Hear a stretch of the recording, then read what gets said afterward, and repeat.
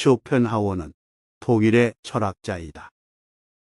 플라톤과 칸트의 사상에 영향을 받았다.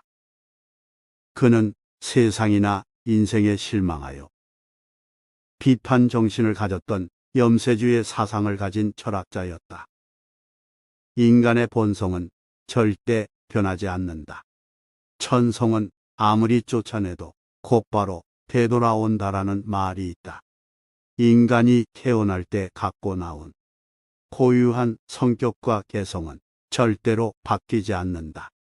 3살 버릇이 80까지 가는 것이 아니라 태어날 때의 성격을 무덤까지 갖고 가는 것이다. 인간은 자신의 고유한 본성을 결코 잊지 못하는 법이다. 인간의 행동은 이처럼 내재적인 본능에 지배를 받는 것이므로 똑같은 상황에서 똑같은 행동을 되풀이한다. 절교한 친구와도 화해하지 마라. 따라서 한번 절교한 친구와 화해하는 것은 안 된다. 어떤 이유가 있었든 한번 절교한 친구하고는 화해하는 것은 잘못이다. 그 친구는 훗날 똑같은 상황에서 똑같은 행동을 되풀이하기 때문이다. 그때 가서 그럴 줄 몰랐다고 말하거나 배신자라고 화를 내도 소용없다. 한 번이라도 잘못을 저질러 해고한 하인을 다시 불러들이는 것도 마찬가지이다. 사람은 일단 이해관계가 바뀌면 태도가 완전히 달라진다. 따라서 그 사람의 성격이 파악되면 이 사람은 그런 사람이라는 생각을 가지고 그를 대할 필요가 있다. 혹시나 그를 받아들이는 경우에는 그와 안 좋아졌던 이유와 함께 받아들인다는 것을 명심해야 한다. 광물학자가 광물의 표본 자료를 갖고 물질의 특성을 표기해 주는 것처럼 앞으로 우리는 사람을 대할 때 우리가 관계를 맺고 있는 이웃 사람들의 성격적 특성을 마치 광물의 본래 특성처럼 분류해 둘 필요가 있다. 그 이유는 사람의 성격은 변하지 않기 때문이다. 남의 잘못을 고치는 일은 거의 불가능한 일이다. 남의 생각이나 의견은 반박해서는 안 된다.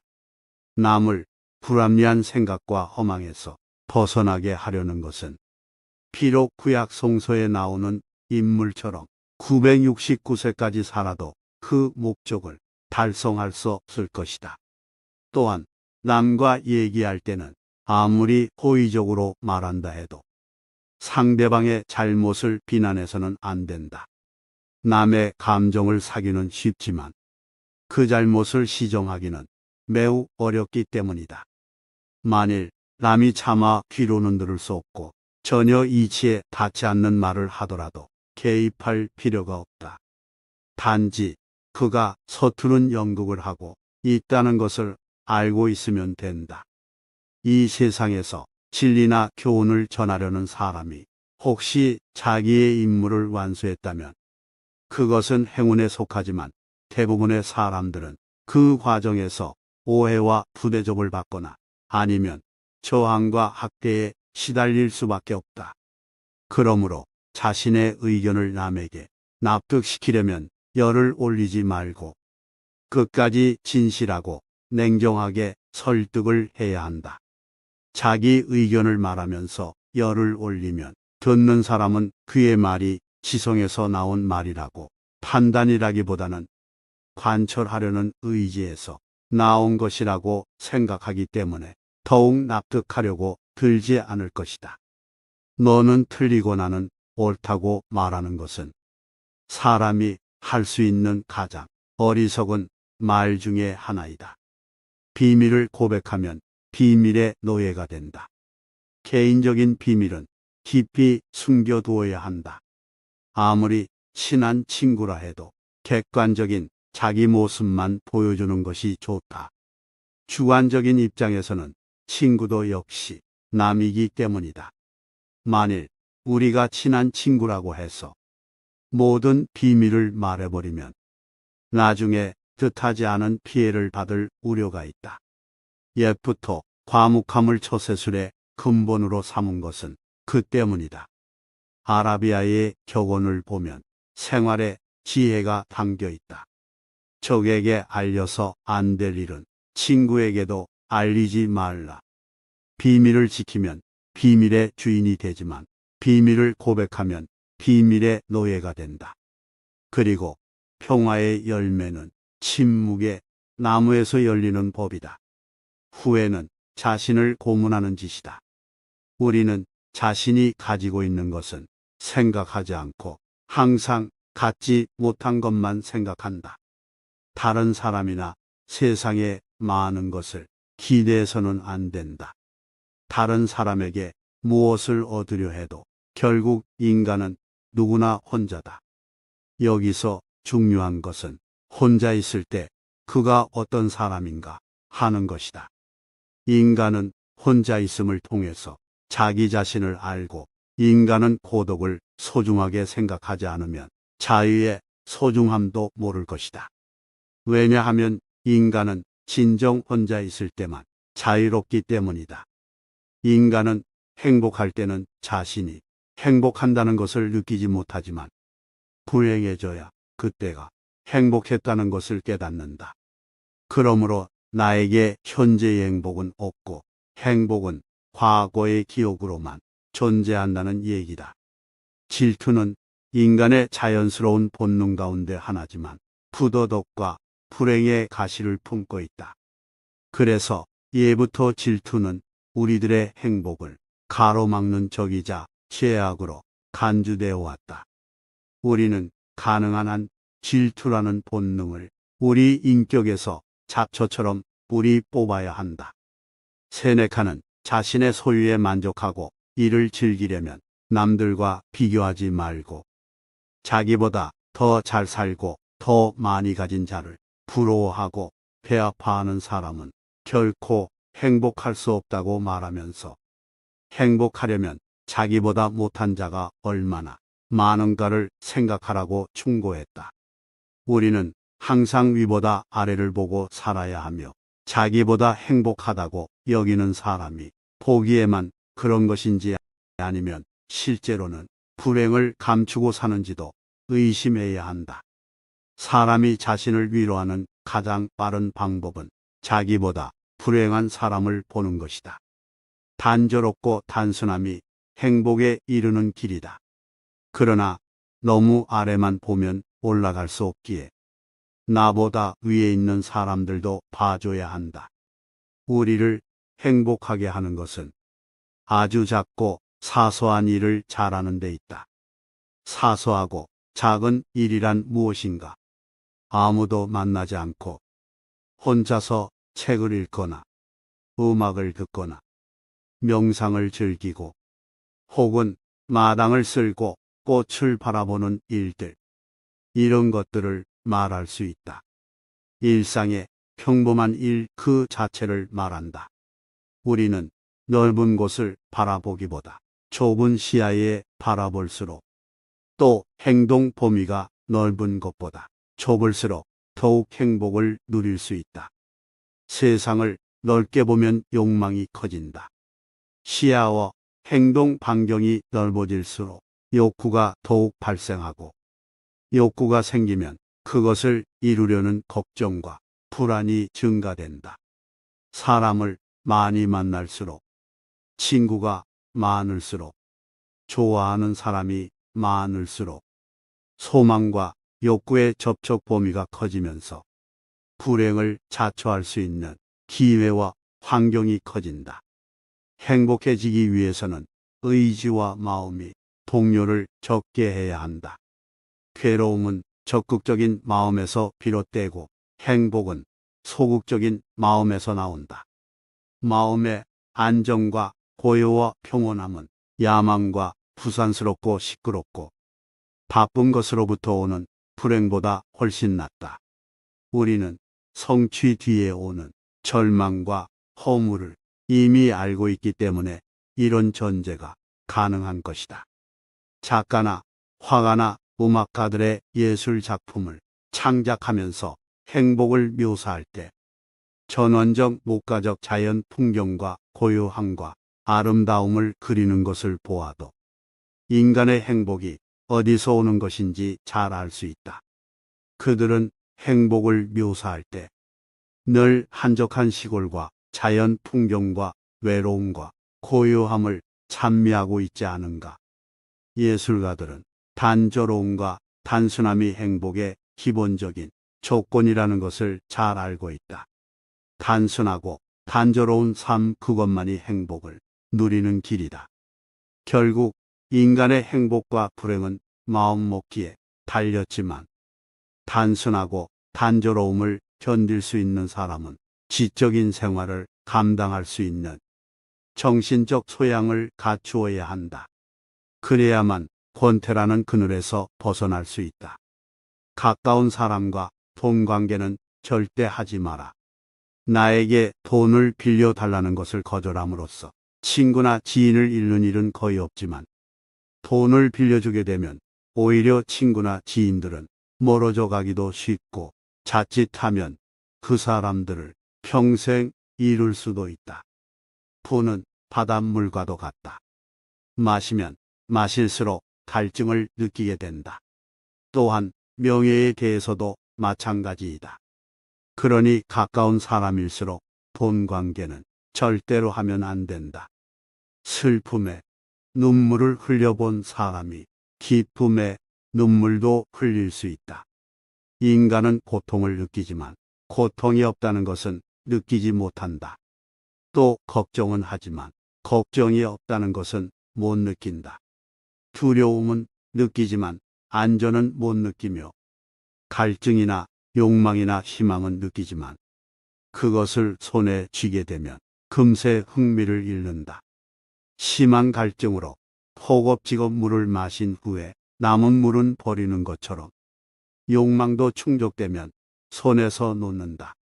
인생에서 중요한 세 가지 선이라고 할 수 있는 건강과 젊음과 자유조차도 그것을 누리고 있는 동안에는 전혀 느낄 수 없다.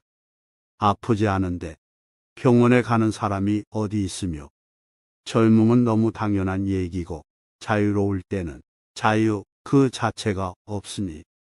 그러나 경범죄로 파출소 철창에 들어가는 순간 자유가 얼마나 소중한가를 즉시 느끼게 된다. 인간은 행복할 때는 자신이 행복하다는 것은 느끼지 못한다. 그렇다면 내게 현재의 행복이란 없고 행복은 과거의 기억으로만 존재한다는 얘기다. 능력이 과분하다고 생각하는 것들은 모두 버려라. 그러면 훨씬 더 만족스럽게 자유로운 삶을 살 수 있다. 그리고 결국에는 그것이 우리를 행복하게 한다. 우리들의 불행은 대부분 남을 의식하는 데서 온다. 향락과 쾌락에 대한 실감도 그것이 강할수록 감퇴되며 습관이 되면 없는 것과 똑같아진다. 그러다가 쾌락의 습관조차 끝나면 괴로움만 남게 된다. 권태는 시간을 느리게 만들고 쾌락은 시간관념조차 없애버린다. 그러므로 우리는 이런 결론에 도달할 수가 있다. 물이 나를 살리고 있다는 것을 깨닫기 위해서는 극단의 갈증이 필요한 것처럼 고통스러운 병고는 건강의 중요성을 깨닫게 해주고 늙었다는 것은 젊음의 소중함을 일깨워주고 극단의 구속은 자유의 소중함을 알려준다는 것이다. 그래서 우리가 지금까지 그토록 싫어하고 피해왔던 불행들이란 행복을 느끼기 위해 반드시 필요한 필수 조건이라는 것이다. 죽음 직전에 살아나야만 삶의 기쁨을 가장 크게 맛볼 수 있다면 우리는 모든 불행과 고통을 어찌 마다할 수가 있겠는가. 향락은 욕망을 달래는 도구에 불과한 것이다. 하루는 작은 일상에 불과하다. 아침에 잠이 깨어 일어나는 것은 다시 탄생하는 것이고 상쾌한 아침은 짧은 청년기를 맞는 것과 같다. 하루를 마치고 저녁에 잠자리에 누울 때는 인생의 황혼기를 맞는 것이라는 것을 알아야 한다. 또한 청년기에는 주관이 지배하고 노년기에는 사색이 지배한다.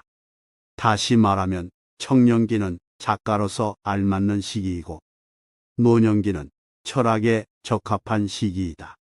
쇼펜하우어는 이렇게 말했다. 하지만 다르게 생각해 볼 수도 있다. 인생에서 행복을 격동과 감동으로만 본다면 그 말이 맞을지도 모른다. 하지만 청년기에는 바로 그 격동과 감동에 의해 기쁨보다는 고통에 더 많이 시달린다. 그러나 노년기에는 격렬한 감동은 가라앉아 있고 청년기에 그토록 감격적인 일들도 명상적인 색채를 띠며 다가온다. 그 이유는 노년기에는 인식이 자유롭기 때문이다. 인식 그 자체에는 고통이 없다. 물론 감동이나 감격 그 자체가 인간을 행복하게 하는 것은 아니다. 노년기가 되어 향락을 누릴 수 있는 기회가 적거나 없다고 해서 슬퍼할 필요는 없다. 왜냐하면 향락이나 고통은 같은 성질의 형태인데 향락은 소극적이고 고통은 적극적이라는 차이밖에 없다. 그것을 이해하면 소극적인 향락에 대해 집착할 이유가 없게 된다. 모든 향락은 욕망을 달래는데 불과한 것이어서 욕망의 소멸과 함께 향락도 사라진다. 그것은 마치 식사 후에는 식욕이 없어지는 것이나 깊은 잠에서 깨어나면 더 이상 졸음이 오지 않는 이치와 같아서 향락에 기회가 없다고 해서 탄식할 이유는 없는 것이다. 늙으면 지금까지 우리를 끝없이 괴롭게 하던 인생으로부터 자유로워졌다는 것만으로도 행복해질 수가 있다. 현명한 사람이 원하는 것은 쾌락이 아니라 고통이 없는 상태이다. 현명한 사람은 고통이 없기를 바랄 뿐이지 쾌락을 원하지 않는다. 예를 들어 우리 손에 작은 가시가 박혀서 몹시 심한 통증을 느끼고 있다고 해보자. 몸 전체는 건강하지만 그 점은 조금도 달갑게 여기지 않거나 전혀 관심이 없고 오직 가시에 찔린 통증에만 신경이 쏠려 다른 즐거움이나 기쁨을 신경을 못 쓴다. 그뿐만 아니다. 우리는 사업이 순조로운 편인데도 어느 한 가지 일이 뜻대로 안 되어 불만이 생기면 다른 일은 염두에 두지도 않는다. 우리가 피해 의식을 느끼고 괴로운 것은 이러한 마음의 작용, 즉 의지에 달려 있다. 이렇게 의지의 작용은 적극적이고 직접적이다. 우리는 쾌락과 안위를 목적으로 삼아서는 안 되며 단지 고통이 없는 평온함을 추구해야 한다. 또한 행복은 한 조각의 꿈이며 고통만이 실제이다라는 말도 거짓이 되고 만다. 우리가 행복하게 산다는 것은 가능한 한 괴롭지 않게 간신히 견디면서 산다는 뜻이다. 인생은 쾌락을 누리기 위해서 사는 것이 아니라 괴로움을 어떻게 잘 견디는가를 수련하기 위해서 산다고 볼 수 있다. 그러므로 행복도 마땅히 큰 기쁨과 쾌락을 누린 사람의 몫이 아니라 괴로움을 잘 견뎌낸 사람이 몫이 될 수밖에 없다. 성공이 의심되면 시작도 하지 마라. 깊이 생각하고 또 생각해 보아도 안전하지 않다면 결코 시작하지 마라. 생각이 있는 사람이라면 성공 확률이 적은 일에 결코 관심을 두지 않는다. 평범한 능력밖에 없는 사람에게 겸손은 순수한 마음의 표상이 되지만 훌륭한 능력을 지닌 사람에게 겸손은 위선일 뿐이다. 패배의 고통을 자발적으로 겪다 보면 그러면서 인품이 형성되는 것이다. 능력이 과분하다고 생각하는 것들은 모두 버려라. 그러면 훨씬 더 만족스럽게 자유로운 삶을 살 수 있다. 그리고 결국에는 그것이 우리를 행복하게 한다. 우리들의 불행은 대부분 남을 의식하는 데서 온다. 신이 있다면 나는 신이 되고 싶지 않다. 세상의 비극이 내 가슴을 아프게 하기 때문이다. 오늘은 염세주의 사상을 가진 독일의 철학자 아르투 쇼펜하우어의 명언을 들어보았습니다. 지금까지 무한한 동기부여였습니다. 시청해 주셔서 감사합니다.